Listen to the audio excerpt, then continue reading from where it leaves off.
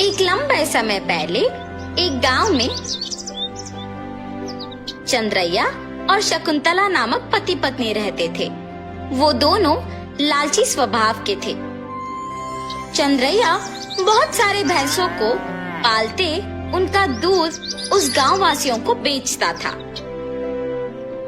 उस सारे गांव में सिर्फ चंद्रैया दूध बेचता था और वो दूध में बहुत सारा पानी मिलाकर बेचता था। इतना ही नहीं, वो कम से कम उन भैंसों के बच्चों को भी पीने के लिए दूध नहीं बचाता था। एक दिन जब चंद्रैया दूध लेके गांव को बेचने जाता है, चंद्रैया, तुम्हारे दूध में दिन प्रतिदिन पानी की मात्रा ज्यादा हो रहा है। तुम्हारे पास इतने भैंस होने के बावजूद तुम पानी क्यों मिला रहे हो? अगर तुम्हें पसंद है तो मुझसे दूध लो, वरना नहीं। मैं यही दूध किसी और को भी दे सकता हूँ। ऐसे गुस्से से बात करके वहाँ से चला जाता है। उस सारे गांव में सिर्फ चंद्रैया ही दूध बेचने के कारण वो जैसे भी दूध दे, सभी चुपचाप उसी से लेते थे। जहाँ वो भैंसों को रखता था, उसके बगल में एक बड़े पेड़ पर एक भूत रहती थी। हमेशा की तरह चंद्रैया सारे भैंसों के पास जाकर उनसे दूध निचोड़ के पानी मिला के सबको बेचने जाता है। हर रोज ये लालच के कारण इतना दूध निचोड़ता है कि हमारे खुद के बच्चों को पिलाने के लिए कुछ नहीं है। इतना ही नहीं, हम हर रोज देखते हैं कि वो दूध में पानी मिलाता है। हम बचपन से उसी के पास बड़े हुए हैं, इसलिए हम कुछ नहीं कर पा रहे हैं, लेकिन हमें उसे एक सबक सिखाना ही होगा। ऐसे आपस में बात करते रहते हैं। जब वहाँ की भूत उनकी बातें सुनकर सोचती है, हर रोज इन भैंसों की दुखी बातें मैं नहीं सुन पा रही हूँ, और इतना ही नहीं, इस आदमी के दूध में पानी मिलाने के कारण गांव वाले भी दुखी हो रहे हैं। इन भैंसों की सहायता से ही इस आदमी को सुधारना होगा। ऐसे सोचकर वो भूत उन भैंसों के पास आती है। तब मैंने तुम सब की बातें सुनी है। अगर तुम लोग मेरी बात सुनोगे तो तुम्हारे मालिक को सुधार सकते हैं। कौन हो तुम? तुम हमारी बातें सुन सकती हो?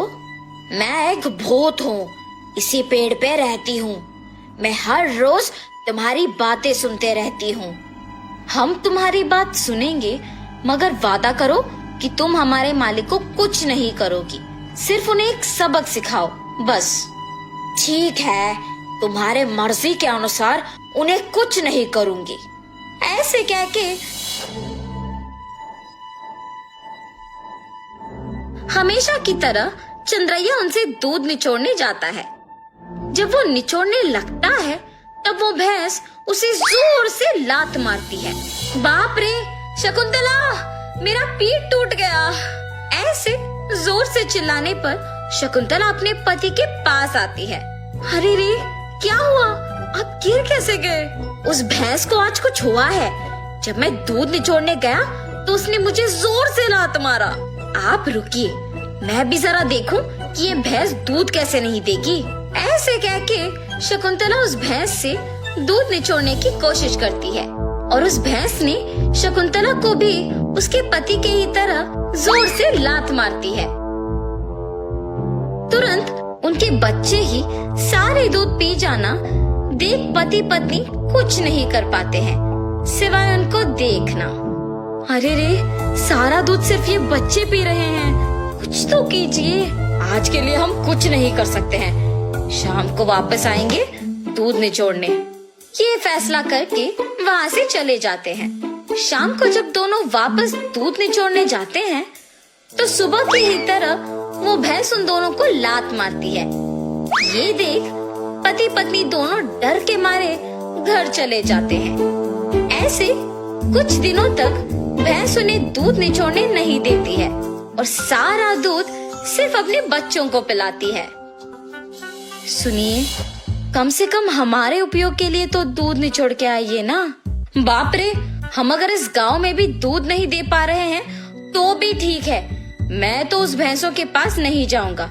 वहाँ के भैंसों में से एक को कुछ तो हुआ है, इसीलिए हमें दूध निचोड़ने नहीं दे रही है और सिर्फ उसके बच्चों को दूध पिला रही है।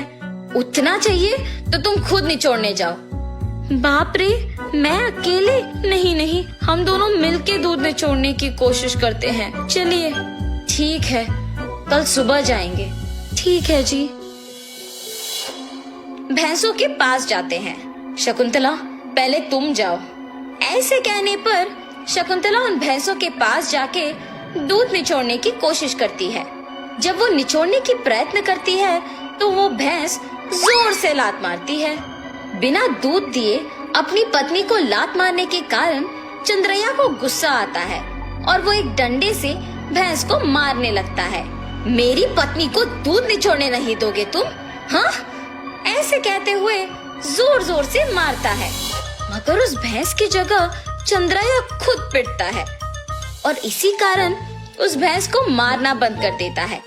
लेकिन उसके बाद भी उसको और उसकी बीवी को डंडे से मार पड़ते ही रहते हैं। हम आइंदा कभी भी दूध निचोड़ने नहीं आएंगे, हमें मत मारो। अरे हिम्मत है तो ऐसे दिखे बिना नहीं, सामने आके मारो हमें। ऐसे कहने पर वो भैंस अचानक एक भूत के रूप में बदल जाती है।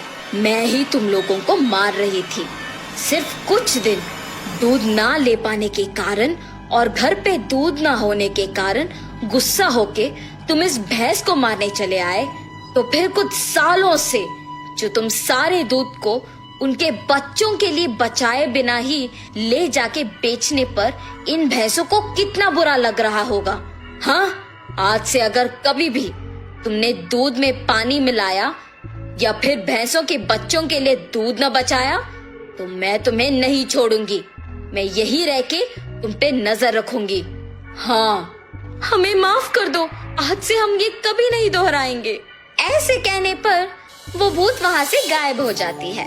तब से उस भूत के डर से चंद्रैया और शकुंतला भैंसों के बच्चों के लिए कुछ दूध को बचा के बाकी को निचोड़ के उसमें पानी मिलाना बंद करके बेचते हैं। भैंस भी उनके मालिक के सुधारने के पीछे उस भूत के ही हाथ रहने का सच जान के बहुत खुश होते हैं। गांव वाले सारे चंद्रैया को अच्छा गुणवत्ता वाले दूध देते हुए देख खुश होते हैं कि उसमें बदलाव भी आया है।